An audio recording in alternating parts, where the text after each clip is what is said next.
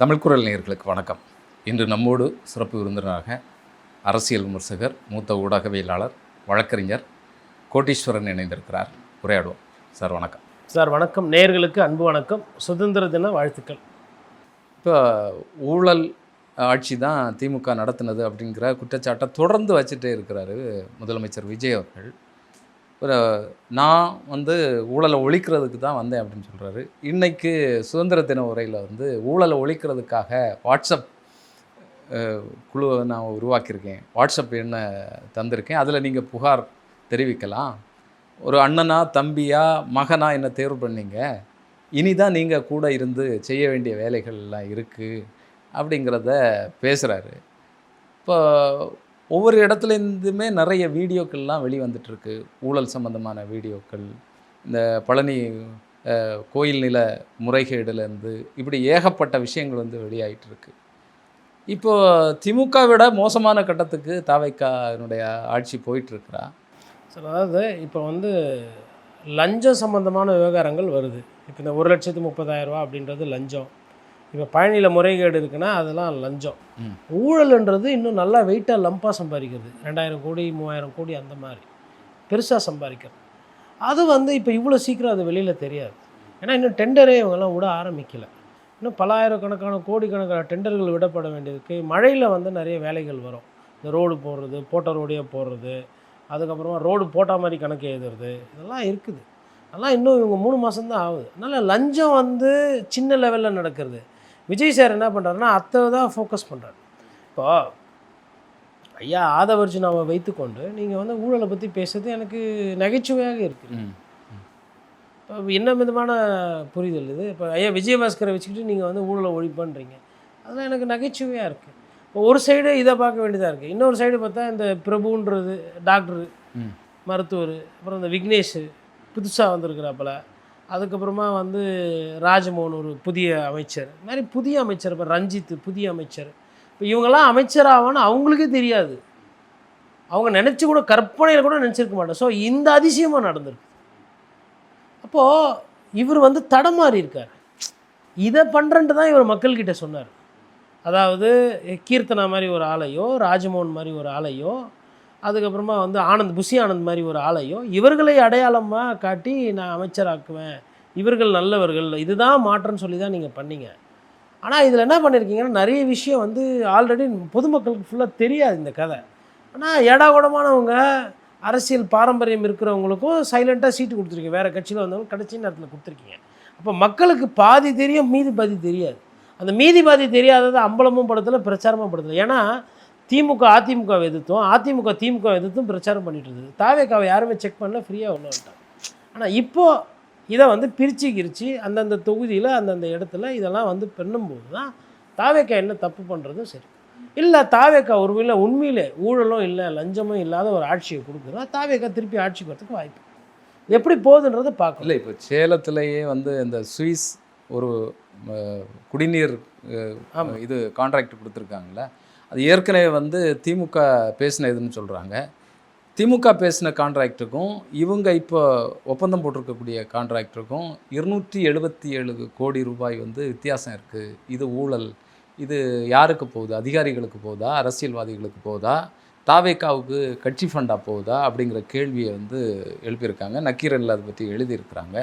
நீங்கள் சொன்ன மாதிரி பெரும் ஊழல்கள் வெளியாயிட்டிருக்கு. அப்படி பார்க்க வேண்டியது. அப்படி பார்த்தா அந்த லிஸ்ட்டில் இந்த மதுரையில் இந்த குப்பை டன்னாக எடுக்கிறதுலையுமே டன்னேஜை ஏற்றி நிறைய கோடிகளில் லாஸ் ஆகிருக்குன்னு சொல்கிறாங்க. என்னன்னா இப்போ ஃபஸ்ட்டு இந்த மாதிரி இந்த சூயஸ் மாதிரி ஒரு கம்பெனியை உள்ளே விடுறதே தப்பு. அதுவே ஊழல் பண்ணணுன்ற அந்த எண்ணம் இருந்தால் தான் இதை செய்வாங்க, யாராக இருந்தாலும் சரி. என்ன கேட்குறேன், ஆமாம்மா சார், யார் சார் அவங்க? சூயஸ்ன்றது யார்? மாமனா மச்சானா? யார் அவங்க? நம்ம ஊருக்கு நம்ம மக்களுக்கு உன்னால் தண்ணி கொடுக்க முடியல, வேறு என்ன வெங்காய வேலை உனக்கு இருக்குது? இந்த நிலைப்பாடு எடுக்கணும் இல்லையா? இப்போ ஏதோ ஒரு கம்பெனி வருமா, அந்த கம்பெனி குழாயை போடுமா, அந்த குழாயில் தண்ணியை திரும்பி விடுவாங்களா, தண்ணிக்கு வாட்டர் மீட்டர் வைப்பாங்களா, வரியை வாங்கி மக்கள்கிட்ட வரியை வாங்கி அவங்க வசூல் பண்ணி அவங்க லாபம் சம்பாதிச்சு கொஞ்சம் அரசாங்கத்துக்கு கட்டிட்டு போயிடுவாங்களா? இதெல்லாம் உட்காந்து கை கட்டி வேடிக்கை பார்க்கணுமா? இங்கே வேலை வாய்ப்பு இல்லையே மக்களுக்கு. நீங்கள் அதெல்லாம் சொல்லணும்னா அரசே அதுக்கு உண்டான வேலையை பண்ணுங்களேன். எதுக்கு 3வது ஒரு ஆளை கூப்பிட்டு நீங்கள் பண்ணுறீங்க? யார் நானே கேட்குறேன், இந்த சூயஸுக்கும் தமிழ்நாட்டுக்கும் என்ன சம்பந்தம்? யார் அப்போ வீட்டு காசை எடுத்து நீங்கள் இப்போ இந்த டெண்டரில் விட்றீங்க? பணம் இல்லை தானே, அப்புறம் எதுக்கு தனியாரை வச்சு வேலை வாங்குறீங்க? அரசாங்கத்தில் அந்த அந்த சூயஸ்க்கு கொடுக்குற காசுக்கு ஆளை போடுங்க. பைப் என்ன வாங்க அவரு, அதாவது சூயஸ் வந்து வேலையும் செய்து லாபமும் சம்பாதிக்கிற அளவுக்கு தான் இருக்குது அதில் முகாந்திரம். அப்படின்னும் போது அந்த லாபத்தை அரசாங்கமே சம்பாதிச்சுட்டு போட்டுமே, இல்லை மிச்சப்படுத்திட்டு போட்டுமே, இல்லை ஊழல்ன்ற பேச்சு வராதுல்ல. ஆமாம். இப்போ உண்மையிலே திமுக மாற்று, நான் வந்து இது அதிமுகவுக்கு மாற்று, திமுகவுக்கு நாங்கள் தான் மாற்று, தாவேக்கா வந்து திமுக மாதிரியோ அதிமுக மாதிரியோ கிடையாது, மற்ற திராவிட கட்சிகள் மாதிரி நாங்கள் கிடையாதுன்னு சொல்கிறீங்கன்னா எப்படி நீங்கள் டெண்டர் விட்றீங்க? எந்த வகையில் டெண்டர் விட்றீங்க? ஏன் கம்யூனிஸ்ட் கட்சி கூடவே இருக்கிறீங்களா? இதெல்லாம் கேட்க மாட்டிங்களா? எதுக்கு டெண்டரு? ரோடு போடணும், டெண்டர் விட்றீங்க. ஏன் நீங்களே ஆளை எடுங்க, நீங்கள் மிஷின் வாங்குங்க. ஏன்னா மிஷின் வாங்கினா ஒன் டைம் இன்வெஸ்ட்மெண்ட்டு, அந்த மிஷினே வச்சு திருப்பி திருப்பி ரோடு போடலாம். சரி, பெருசாக எல்லாமே போடும், அட்லீஸ்ட் பேட்ச் ஒர்க்கு அந்த மாதிரி வேலைக்கு சொந்தமாக மாநகராட்சியில் மிஷின் வாங்கலாம்ல. ஏன் பண்ண மாட்டேன்றீங்க? இப்போ ஏன் பண்ணியிருக்கலாமே நீங்கள்? உங்களுக்கு தோணுதா? அப்படி எதனா என்ன இருக்குதா? அந்த சிஸ்டத்தையே மாற்றிருக்கலாம். நீங்கள் உண்மையிலே அவ்வளோ யோகியம், அவ்வளோ நாங்கள் வந்து தொட்டால் விட மாட்டேன், விட்ட தொடரவங்களே விட மாட்டேன்னு சொல்லிட்டு உங்கள் கட்சியில் சேர்த்துக்கிறீங்க. நீங்கள் எப்படி மிஷின் வாங்குவீங்க? எங்கள் புதுக்கோட்டையில் ஐயா விஜயபாஸ்கர் மாரி நீங்கள் உங்கள் கட்சிக்காரங்க அங்கே நல்லா அரசியல் பண்ணிடுவாங்க. என்ன நோக்கம் உங்களுக்கெல்லாம்? அதாவது என்னன்னா, விஜய் சார் மீது இருக்கக்கூடிய நம்பிக்கை, அவர் தப்பு பண்ண மாட்டார், அது ஒரு அப்படியே தப்பு பண்ண மாட்டார். டெய்லி காலையில் எழுந்தோன்னா நான் என்ன பண்ணுவேன், உங்கள்கிட்ட தப்பு பண்ண மாட்டார், நீங்கள் என்கிட்ட தப்பு பண்ண மாட்டார், இப்படியே மாறி மாறி சொல்லிக்க வேண்டியதான் 5 வருஷம். சரி, மற்றவங்களாம் பண்ணுறாங்க, அது எங்கேயோ ஒன்று, அங்கே அதை எங்கேயோ ஒன்று, இப்படி. ஏன்னா அந்த அந்த பிரபலம், அந்த நம்பிக்கை இருக்குது இல்லையா, அது உருவாக்கியாச்சு. போதா வரைக்கும் குழந்தைங்கிட்டலாம் ஃபோனை கொடுத்து ரீல்ஸு இன்ஸ்டா போட்டு பாட்டை போட்டு அந்த பாட்டுக்கு நல்லா சவுண்டை வச்சு குத்து டான்ஸ்லாம் போட்டு பழக்கம் பண்ணியாச்சு. குழந்தை வளர்ந்த உடனே என்ன நினைக்கும், இப்போ விஜய் நகர் தான் ஃபஸ்ட்டு ஓட்டு போடணும் பொழுது, மூல செலவை சார் அது, அதுதான் நடந்துக்கிட்டு இருக்கு. இப்போ இப்போ ஏதாவது நன்கு பேசக்கூடிய வேண்டியவர்களே இன்றைக்கி போய் அவங்க கூட சேர்ந்துருக்குறாங்க. வழக்கமாக பட்டியலின மக்களுக்கு எதனா ஒரு பிரச்சனைனா பொங்கி எழுவாங்க ஒரு சிலர். இவ்வளவு கொலை நடக்குது, அமுதன் கேஸில் ஏன் அமைதியாக இருக்கீங்க? ஒரு ஒரு மாணவனை 18 மிருகம் சேர்ந்து அடிச்சிருக்குது, கேட்க நாதி கிடையாது. கான்ஃபிடெண்ட்டாக இருங்கன்னு போய் சொல்ல முடியுமா கோயம்புத்தூரில்? கான்ஃபிடெண்ட்டாக இருங்கன்னு. அதனால் சட்ட ஒழுங்கு பிரச்சனை பெரிய பிரச்சனையாக தான் இருக்குது. மிச்சதெல்லாம் வந்து எப்படி போகுது என்ன ஏதுன்றதை பார்க்கணும். இல்லை, இப்போ சிபிஎம் கட்சியினுடைய செயலாளர் சண்முகம் அவர்கள் வந்து இதை கடுமையாக எச்சரித்திருக்கிறாரு. எச்சரித்து என்ன பண்ண போகிறாரு? கோயம்புத்தூரில் 3 கொலை நடந்திருக்கு இந்த ஒரு மாதத்துக்குள்ளே சொல்லியிருக்கிறாரு. அடுத்த 4 நாள் கழிச்சு வேறு எதனா உனக்கு பாராட்டுவார். கம்யூனிஸ்ட் கட்சிகள் எல்லாம் வந்து இப்போ ஐயா இப்போ கனகராஜ் இருக்கிறாரு, அம்மா பாலபாரதி இருக்கிறாங்க, அவங்கெல்லாம் அவங்களோட பேச்சு என்பது ஒரு மாதிரி இருக்குது. இந்த முக்கிய பொறுப்பில் இருக்கிறவங்களோட பேச்சு என்பது தாவேக்காவோட ஆதரவு நிலை தான் அதிகமாக தெரியுது. கம்யூனிஸ்டுன்றதை தாண்டி போராட்டம் பண்ணியிருக்கிறாங்க. போராட்டம் கடலூரில் கம்யூனிஸ்ட்காரர்கள் பண்ணும்போது காவல்துறை அடக்குமுறை பண்ணி கைது பண்ணிச்சு. நீங்கள் கேட்டிருக்கணும்ல எப்படி தொட்டிங்கன்னு. மாணவர்களுக்கு நீங்கள் இடம் கொடுத்தீங்க, நீட்டுத் தேர்வு எதிர்த்து காவல்துறை கைது செய்து அவங்க மீது நடவடிக்கைலாம் எடுத்து நீங்களுமே போய் ஆஸ்பத்திரியிலலாம் பார்த்தீங்க. பத்திரிகையாளர்கிட்ட உங்கள் கோவத்தை வெளிப்படுத்துறீங்க, கேள்வியெல்லாம் கேட்குறீங்க. முதலமைச்சருக்கு எதனா ஒரு கடிதம் இல்லை, முதலமைச்சரை பற்றி எதனா கேள்வி கேட்டிங்களா? உங்கள் தயவில் தான் அவங்க ஆட்சி இருக்குது, அப்படி தான் பேசிக்கிறாங்க. முதலமைச்சரை யாருன்னா இல்லை அமைச்சரை பற்றி யாருன்னா எதனா கேள்வி கேட்குறீங்களா? இல்லை கேட்டுட்டு இந்த மாதிரி இதில் தப்பு பாஜக வந்து விடக்கூடாது, கேட்டு கேட்டு காதில் புளிப்பாகி போச்சு.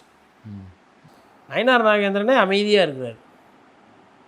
இந்த பிஜேபி பேரை சொல்லிட்டு அந்த ஒரு வார்த்தையை வச்சுக்கிட்டு பிஜேபின்ற ஒரு கட்சியை வச்சுக்கிட்டு வேணுன்றதை எல்லாம் பண்ணிக்கிறது, சாதிச்சுட்டு அது பின்னாடியே பிஜேபின்ற ஒரு கேடயத்துக்கு பின்னாடி ஒளிஞ்சிக்கிறது போய் அதுக்கு பின்னாடி ஒளிஞ்சிக்கிட்டு என்ன வேணால் பண்ணலாம்.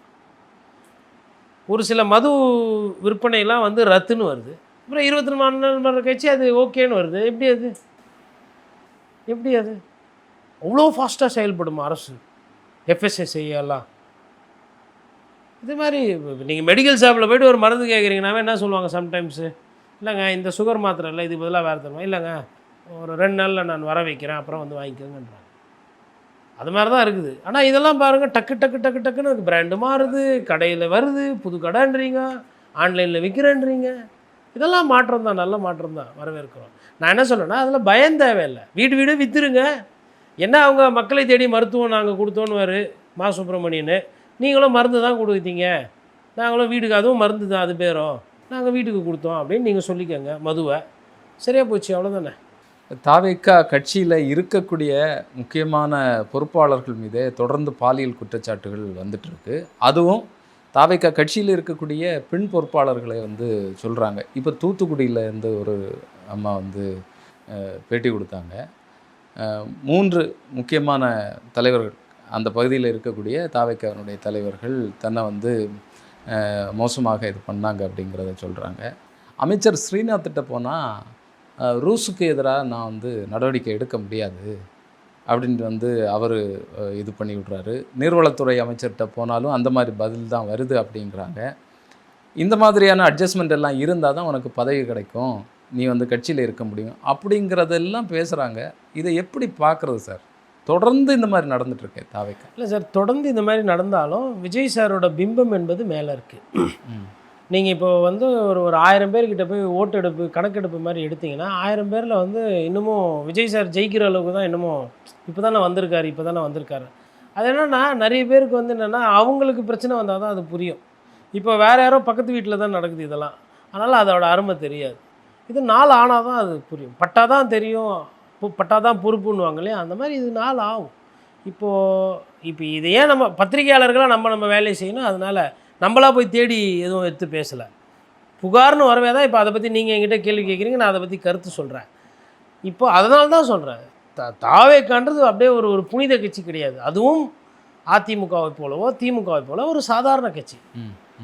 அது வந்து இப்போ பழைய காங்கிரஸ் பீரியட்லலாம் சொல்லுவாங்க இல்லைங்களா, ஐயா காமராஜர் காலத்தில் கக்கன் காலத்தில் கண்ணியவான்கள் இருந்தார்கள் அப்படின்ற மாதிரி.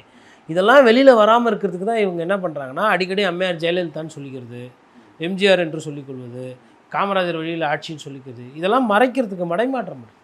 உண்மையிலே என்ன பண்ணணும், இப்போ இது சம்மந்தமாக அந்த பெண்மணியை கூப்பிட்டு என்ன நடந்தது ஏது நடந்தது வாங்கி ஒரு புகார் வாங்கி பண்ணணும். இதில் என்ன வேடிக்கைன்னா, ஹியூமன் ரைட்ஸ் கமிஷனோ இல்லை பெண்கள் பாதுகாப்பு கமிஷனோ இல்லை மத்திய அமைச்சரவை கீழே இருக்கிறவங்களோ அவங்களும் எதுவும் நடவடிக்கை எடுக்கிறது கிடையாது. இப்போ மேபி நான் என்ன சந்தேகப்படுறேன்னா, தாவேக்கா இங்கே சும்மா கொள்கை எதிரி இந்த தீர்மானம்லாம் போட்டுக்கிட்டு அவங்க கூட நட்பு பாராட்டுதோன்னு எனக்கு ஒரு சந்தேகம். இப்போ உச்சநீதிமன்றத்தில் போய்ட்டு வழக்குக்கு போகிறாங்க, இந்த வேலை கரூர் வேலை சம்மந்தம். இப்போ உயர்நீதிமன்ற தீர்ப்பு வந்து நீங்கள் தடை வாங்கிடுவீங்க. சரி, இப்போ இது வந்து ஸ்டே கொடுக்குறாங்க. அது வந்து எப்படி அவங்க நம்புகிறாங்கன்னு எனக்கு தெரியல. ஏன்னா அதில் வந்துட்டுங்க, இப்போ கோர்ட்டில் வந்து சுப்ரீம் கோர்ட்டில் நாளைக்கு ஒரு தீர்ப்பு, இறுதி தீர்ப்பு வருதுன்னு வச்சுக்கோங்களேன், எல்லாருக்குமே வேலை கொடுக்கலான்னு. அப்போது மெரினாவில் ஸ்டாலின் அவர்கள் வந்து ஏர் ஷோ பார்த்தப்போ 5 பேர் செத்து போனாங்க. துப்பாக்கி தூத்துக்குடியில் ஸ்டெர்லைட்டில் அதிமுக பீரியடில் இறந்து போனாங்க. அதுக்கப்புறமா வந்து சாலை விபத்தில் கவர்மெண்ட் பஸ்ஸில் போகும்போது இறக்குறாங்க. நாளைக்கு ஏதோ ஒன்று நடக்குதுன்னா எல்லாருக்கும் அப்போ வேலை கொடுப்பீங்களா? அப்போ அது வந்து கோர்ட்டே அந்த முடிவு, கொள்கை முடிவு எடுத்துக்குமா இல்லை அரசு எடுக்குமா? சரி, அப்போ நான் என்ன சொல்கிறேன்னா, இனிமேல்ட்டு வந்து யாரெல்லாம் போய் லைனில் நின்றீங்களோ சாவறவங்க சாவலாம் அப்படின்னு டோக்கன் கொடுத்துருங்க. எதுக்கு தேர்வு வைக்கிறீங்க? இங்கே போயிட்டு 4 பேர் செத்துட்டா உங்கள் பிள்ளைங்களுக்கு வேலை, இங்கே போய் இங்கே இந்த இந்த இந்த கோயில் கும்பாபிஷேகத்தில் கலந்து நீங்கள் செத்து போயிட்டீங்கன்னா உங்களுக்கு வேலை, இந்த புனித அந்தோனியார் சர்ச்சில் இந்த நிகழ்ச்சி நடக்குது இங்கே போய் செத்து போயிட்டீங்கன்னா உங்களுக்கு, இல்லை இந்த கட்சி மாநாட்டில் போய் செத்துட்டிங்கன்னா உடனடியாக வேலை, அதில்னா லேட் ஆகும், இதில் போனால் உடனடியாக தற்கால் சிஸ்டம், செத்து போயிட்டா தற்காலில் வேலை அப்படின்ற மாதிரி எதனா சிஸ்டம் கொண்டு வந்துடுங்க. அப்போ எதுக்கு படிக்கிற மாணவர்களை எதுக்கு கொச்சப்படுத்துறீங்க? தேர்வு எதுக்கு? அப்போது எங்களுக்கு தோன்றதை நாங்கள் செய்வோம், எங்களை யாரும் கேட்கக்கூடாதுன்ற மாதிரி ஒரு தன்மையில் போகுது. அது எப்போ சரி செஞ்சுக்குவாங்க என்னன்னு தெரியல. கேட்டால் இப்போ தான் வந்துருக்குறோன்னுவாங்க. ஆரம்பமே கொஞ்சம் சரியில்லை, போக போக மாறுவாங்க அப்படின்ற ஒரு நம்பிக்கை. ஏன்னா அப்போ தான் அது மக்களுக்கு நல்லது. இப்போது எது எப்படியோ இந்த ஆட்சி வந்து இன்னும் கொஞ்ச நாள் நீடிக்கும். எனக்கு தெரிஞ்சு இந்த ஆட்சி வந்து ஒரு 5 வருஷம் கூட இருக்கும். இப்போ இவங்கெல்லாம் சொல்கிறாங்க இல்லைங்களா, எங்கள் ஆட்சியை கெடுக்க பார்க்குறாங்க, சதிகிரி, அதெல்லாம் வந்து அப்படிலாம் எதுவுமே இருக்கிற மாதிரி எனக்கு தெரியல. இந்த சுதந்திர தின உரையிலே வந்து சார் சதி இருக்குன்னா, சதி இருக்குன்னு வச்சுக்கோங்களேன், உங்களோட ஆட்சியை கொக்க சதி இருக்குன்னா நீங்கள் சுதந்திர தினத்தை ஜாலியாக சந்தோஷமாக உட்காந்து உங்களுக்கு பிடிச்ச நண்பர்களெல்லாம் வரிசையில் உட்கார வச்சுட்டு உங்கள் வீட்டில் இருக்கிறவங்களாம் வரும்போது டாட்டா காட்டும்போதெல்லாம் டாட்டா காட்டுவீங்களா சார்? இப்போ எனக்கு ஏதோ சதி பண்ணுறாங்க, இல்லை எல்லாரும் ஃபாலோ பண்ணுறாங்க, இல்லை எனக்கு வந்து வியாபாரத்தில் எனக்கு நஷ்டம் வரும்போதுன்னா என்னால் இயல்பாக இருக்க முடியுமா? இன்றைக்கி சுதந்திர தினத்தில் முதலமைச்சர் சிரித்து கொண்டு இயல்பாக தானே இருந்தார். எங்கே இருந்து வருகிறது சதி கோட்பாடு? ஒன்று சதி கோட்பாடு, இன்னொன்று இல்லைனா கண்ணிலேருந்து டேம் அவுத்து விட்டுணும், அழுகுற மாதிரி காட்சி வச்சு. இந்த குடும்பத்துலலாம் பார்த்தீங்கன்னா இந்த மாமியார் வந்து என்னம்மா டிஃபன் இல்லையான்னு தான் கேட்பாப்பல சம்டைம்ஸு. உடனே மருமகன் வந்து ஐயோ எனக்கு உடம்பு சரியில்லை, உங்கள் அம்மா டிஃபன் கேட்டாங்க, ஆச்சோ மூச்சோன்னு சொல்லி 3 நாளைக்கு டிஃபனு பண்ண முடியாத மாதிரி பண்ணி விட்ருவாங்க வீட்டை. அப்புறம் இந்த அம்மா பார்க்கும், நம்ம வெறும் டிஃபன் தானே கேட்டோம், தப்பாக கேட்டுட்டோம், ஏதோ தப்பாக கேட்டுட்டோமோ, சோறு கேட்டது தப்போ காலையில் அப்படின்ற மாதிரி நினைப்பாங்க இந்த வயசான பெரியவங்க. இது அப்போது புரியாது, அப்புறமா தான் புரியும். அந்த மாதிரி இதெல்லாம் எடுத்துக்காட்டுகள். இல்லை அரசு நிகழ்ச்சியில் அரசியல் பேசுகிறத எப்படி பார்க்குறது? நீங்கள் எதிரிகளை எதிர்ப்போம், என்னோட சேர்ந்து நின்று எதிர்ங்க அதாவது அப்படிங்கிறது என்னன்னா, நீங்கள் அவர் பண்ணுவாருன்னு எதிர்பார்ப்பு இருந்ததில்ல. இப்போ அவரால் பண்ண அவர் முடியாது, செய்ய மாட்டார் எதுவும். அதனால் எல்லாமே இவங்களாம் வந்து செஞ்சுக்கணும்.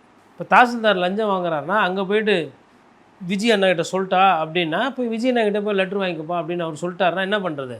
அதனால் அவரே சண்டை போட்டு அவரே லஞ்சம் இல்லாமல் வாங்கிக்கணும். அதுதான் அவர் சொல்கிறார். இது நம்ம எல்லாம் சேர்ந்து ஆனால் நம்ம எது நம்ம.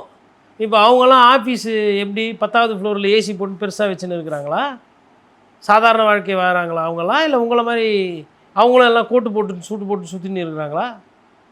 ஆடம்பர செலவு நிறைய பண்ண ஆரம்பிச்சிட்டாங்க, தெரியுது. எதிர்ப்பு முன்னாடி எடப்பாடி பழனிசாமி கூட கேள்வி கேட்டார். இதெல்லாம் வந்து ஓரளவுக்கு கட்டுக்கோப்பு ஆகணும், ஓரளவுக்கு வரணும்னா நிறைய கேள்விகள் கேட்கும். இப்போது ஒரு காடுன்னு எடுத்திங்கன்னா இந்த காட்டில் வந்து புலி, சிங்கம், சிறுத்தை, கரடி, மான், மயில், யானை, பூனை எல்லாம் இருந்தால் தான் அந்த காடு அழகாக இருக்கும்.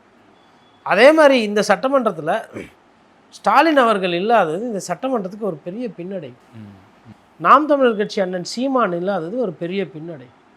இந்த மாதிரி நல்ல கேள்வி கேட்கவங்களாம் இருந்திருக்கும். குறிப்பாக 2 பேர் நல்லா பேசக்கூடியவர்கள், ஆளூர் ஷானவாஸ் இல்லை. அதை விட முக்கியம் தமிழக வாழ்வுரிமை கட்சியை சார்ந்த முன்னாள் எம்எல்ஏ வேல்முருகன். நீங்கள் ஐயூஎம்எலுக்கு கொடுத்த அந்த 2 சீட்டை வேல்முருகனுக்கு 2 சீட்டாக கொடுத்துருந்தீங்கன்னா அட்லீஸ்ட் வேல்முருகனாச்சு ஜெயிச்சு உள்ளே போயிருப்பாப்புல. கடலூர்லேயோ பன்ருட்லேயோ நெய்வேலி ஏதோ. இந்த அளவுக்கு அவ்வளோ மோசமாக அவர் நடந்துக்க மாட்டார்ன்றது என்னோட புரிதல். ஏன்னா இதை ஏன் எதை வச்சு சொல்கிறேன், ஏன்னா ஒரு சில பேர் சொல்லுவாங்க என்ன கோட்டீஸ்வரன் வேல்முருகனுக்கு வக்காலத்து வாங்குறாருன்னு. அவங்க தப்பாக நினச்சிடக்கூடாதுல்ல, என்னையும் தப்பாக நினச்சக்கூடாது, அவங்களையும் தப்பாக. எதுக்கு அந்த வார்த்தை நான் சொல்கிறேன்னா, ஆளுகின்ற கட்சி திமுக கூட்டணியில் இருக்கும்போதே வேல்முருகன் கேள்வி கேட்டாப்புல. நிச்சயம் சும்மா மௌனமாக அப்படியே உக்காண்டு அண்ணே வணக்கணே அப்படின்னு சொல்லிட்டு அப்புறமா கவுத்து விட்டு வர்றது கிடையாது, இல்லை முதுகில் குத்துறது கிடையாது. எதிரிலே ஆமாம் பேசுகிறேன், நேரில் பேசுகிறேன், இல்லை இது சரியில்லை, என்ன பேரவைத் தலைவர் என்ன மைக்கு கொடுக்க மாட்டீங்க, என்ன அப்போ என்ன அசிங்கப்படுத்துறீங்க, இப்படிலாம் பேசினாப்புல வேல்முருகன். இந்த மாதிரி எதிரில் இருக்கிறவங்கள நீங்கள் நம்பலாம், எதிரியை நம்பலாம், துரோகியை தான் நம்பக்கூடாது. அரசியலில் எதிரிகள்னும் போது எதிரி, ஆமாம் நான் எதிர்க்கிறேன், நீங்கள் ஆட்டம் ஜெயிச்சா நீங்கள் ஜெயிச்சிக்கங்க, நான் ஆட்டம் ஜெயிச்சா நான் நெஞ்சிக்கிறேன். நான் துரோகிங்க அப்படி கிடையாது. இந்த அம்மையார் ஜெயலலிதா இந்த துரோகிகள் விஷயத்தில் ரொம்ப தெளிவாக இருப்பாங்க. இந்த துரோகிகள் கீகிகள்னால் அந்த மாதிரி வருதுனால அதை டக்குன்னு ஹேண்டில் பண்ணுவாங்க. இவர் என்ன பண்ணுறாரு நம்ம ஸ்டாலின் சார்னா பாவம் பார்க்குறது. அதாவதுங்க ஒரு காலத்தில் வைகோ எதுக்கு வெளியில் போனார், எதுக்கு சண்டை போட்டார்? ஸ்டாலினுக்கு ஸ்டாலின் இருக்கவே கூடாது, அவர் கட்சியிலே இருக்கக்கூடாது, அவருக்கு தகுதி இல்லை, தரம் இல்லை, அது இல்லை, இது இல்லை, எல்லாம் பண்ணார். அந்த ஸ்டாலின் வந்து திருப்பி வைகோவை சேர்த்துக்கினார் பாருங்க, அங்கே தான் பண்ணார் அவர் தப்பு. முடிஞ்சுதான் போட்டோம், நான் 1000 சாவுறேன், துரோகம் பண்ணுறவங்களுக்கு இனி இடம் கிடையாது. இந்த முடிவை அவர் எடுக்கணும். அதாவது கூட்டணி விட்டு போயிடுவாங்க, அமைச்சரவையில் பதவி ஏற்றுக்குருவாங்க. இந்திய கூட்டணியில் இருக்கீங்களான்னா அது எப்படி சொல்கிறது, நாங்கள் இருக்கிறோன்னு சொல்ல முடியாது, நாங்கள் இல்லைன்னு சொல்ல முடியாது. பிஜேபி எதிர்ப்பில் நாங்கள்லாம் ஒன்றா வரணும். எப்படி ஒருத்தரை குத்துவீங்க, அவர் இறந்து போயிடுவார், அவரோட கருமாதியில் வந்துட்டு எல்லாம் உட்காந்து அழுதுன்னு இருக்கும்போது என்றைக்கு இருந்தாலும் ஒரு நாள் சாவது தானே, இதில் என்ன இருக்குது, என்ன இருந்தாலும் நம்ம அந்த கொள்கையில் நம்ம தெளிவாக இருக்கணும்னா கோவம் வருமா வராதா? அதனால் அவர் ஒரு சில முடிவெல்லாம் எடுக்கணும். இனிமேல்லாம் வந்து இந்த யார் இப்போ நிறைய பேர் இப்போது தாவேக்காக்கு ஆல்ரெடி கூட்டணி அமைஞ்சு போச்சு, அதனால் இனிமேல் அந்த கூட்டணியெலாம் கண்டினியூ ஆகும். திமுகவும் சரி அதிமுகவும் சரி, அந்த 2 திராவிட கட்சிகளோட சிறப்பு என்னென்னா இது 2மே வந்து மக்களுக்கு சொந்தமானது. இப்போது இதை திமுக வந்து ஒரு குடும்ப சொத்துன்ற மாதிரி சொல்கிறாங்க, பேசுகிறாங்க. அதை வந்து எந்தளவுக்கு குறைக்கணுமோ அது குறைக்கணும். அப்போ தான் அது அண்ணாவோட இயக்கமாக அது திருப்பி மறுபடியும் உயிர் தெழும். கலைஞர் வந்து ஸ்டாலின் அவர்களை அடையாளம் காட்டினார். இந்த சைடில் கீட்டில் இருக்கிற ஃப்ளாங்க்ஸ் எல்லாம் குறையும். இப்போதைக்கு உதயநிதி ஸ்டாலின் ஒரே ஆள். மிச்சவங்க வந்து அவங்கவுங்க இப்போ அதாவது சரி அப்பா இருக்கிறாரா, ஒரே நேரத்தில் இந்த 2 பேருக்கு முக்கியத்துவம் இது மாதிரி விஷயங்கள்லாம் குறைச்சாவே நிறைய விஷயம் இப்போ பண்ணது திருப்பி மாற்ற முடியுமான்னு எனக்கு தெரியாது. இனி வர காலகட்டத்தில் நீங்கள் அதை செய்யலைன்னா என்ன பண்ணுவாங்கன்னா, அரசியலுக்கே வராத இன்ப நிதியை சேர்த்து வச்சு உதயநிதிக்கு வர ஓட்டை குறைச்சி விடுவாங்க. புரியுது.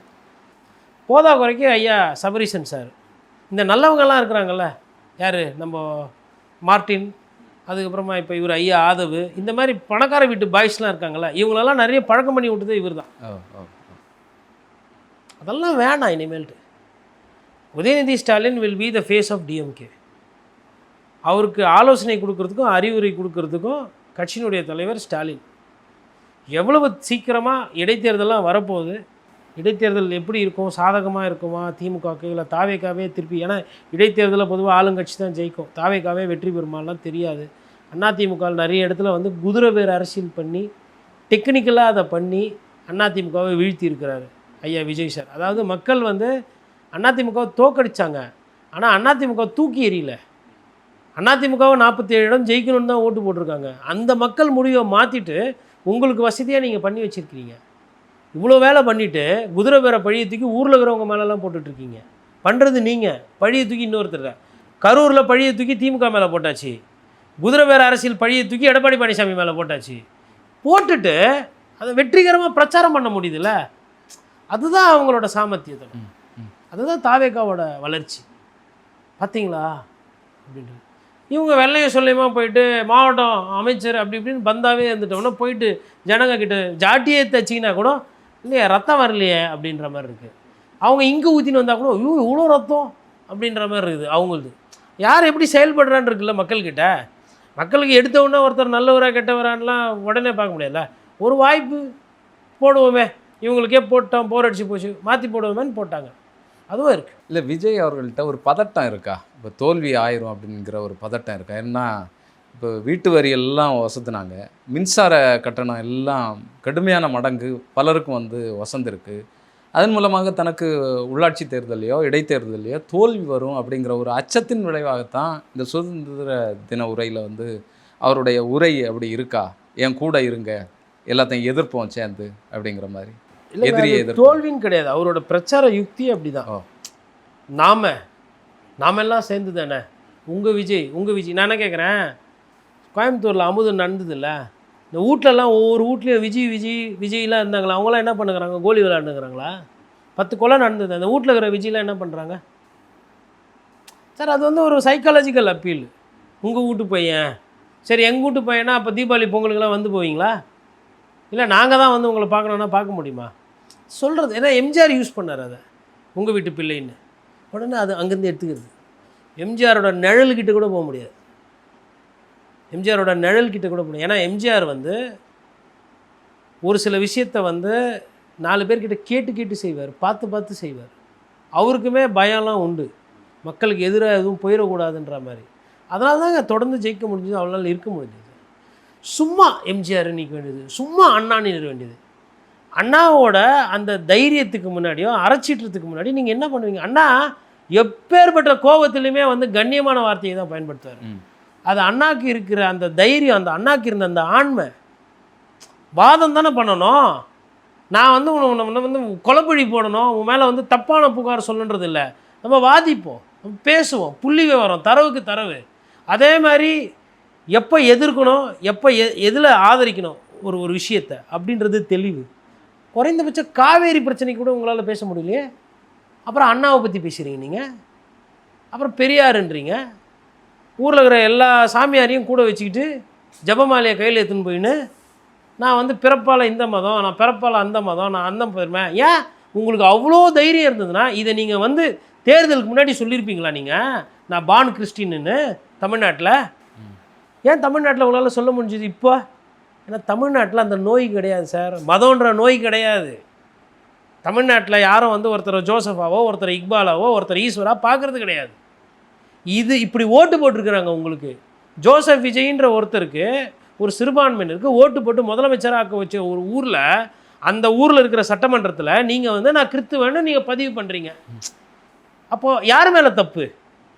மக்களுக்கு நோய் இல்லை, உங்களுக்கு இருக்குது, திருத்திக்கங்க. ஒன்று மருந்து மாத்திரை எதனா போட்டு அதை சரி செஞ்சுக்கங்க.